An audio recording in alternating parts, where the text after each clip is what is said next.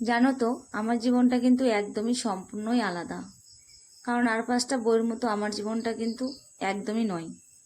আর পাঁচটা বই যেরকম সংসারে কাজকর্ম রান্নাবান্না করে আবদ্ধ থাকে, আমি কিন্তু সেরকমটা থাকতে পারি না। কারণ আমার দুটো ছেলে মেয়ে আছে, ওদের চিন্তা ভাবনা করে আমাকে কিন্তু লোকের কাজ করতে যেতে হয়। সকাল 5টায় প্রত্যেক দিনই উঠি, আমি উঠে বাড়ির সমস্ত কাজকর্ম করে তারপরে আমি লোকের কাজ করতে। সেখান থেকে দুটো টাকা এনে ছেলেমেয়ের মুখে অন্ন জোগাড় করে দেই। কারণ আমার স্বামী নেই, আমার স্বামী মারা গেছে। তোমরা অনেকেই কম বেশি জানো, যারা আমার ভিডিওগুলো দেখো তারা অনেকেই জানো যে আমার স্বামী মারা গেছে আজকে অনেক বছর হয়ে গেল।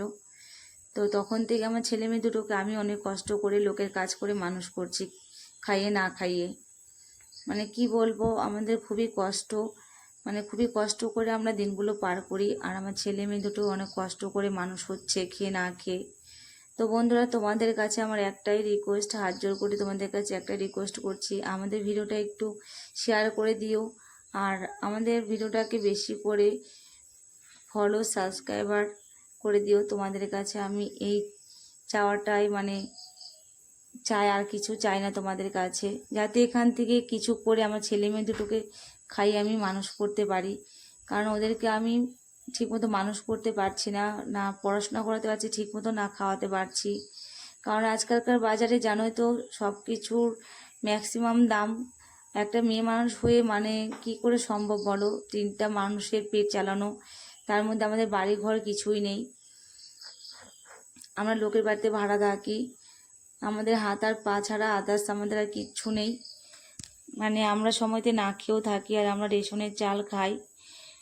আমরা টাকার জন্য ভালো একটু চালও কিনে খেতে পারি না। ছেলে মেয়ে দুটোকে আমি মানে কয়েক মাস পর যে মাংস খাওয়াতে পারি তার কোনো ঠিক নেই। মাংস একটু এনে খাবো, সেই মাংসটুকু খাওয়ানোর আমার ক্ষমতা নেই। একটু মাছ এনে খাবো, সেই ক্ষমতাটুকু আমার হয় না।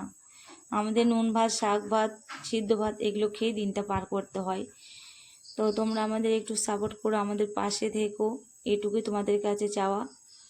আর আমি দেখো সকালবেলা উঠি এই কারণ সকালে না উঠলে না আমি কাজে টাইম মতো যেতে পারি না। তো সেই চিন্তা ভাবনা করে আমাকে সকালে উঠতে হয়। সকালে উঠে সমস্ত কাজকর্মগুলো করে তারপরে আমাকে কাজে যেতে হয় 7:30টার মধ্যে। আর সকালে উঠে আমি একটু রান্না করে তারপরে কাজে যাই, কারণ মেয়ে স্কুলে যাই। সেই জন্য সকালবেলা করে আমাকে একটু রান্না করে যেতে হয়, সেটা সিদ্ধ ভাতই হোক বা শাক ভাতই হোক বা নুন ভাতই হোক, যাই করবো না কেন সকালবেলা একটু করে যাই।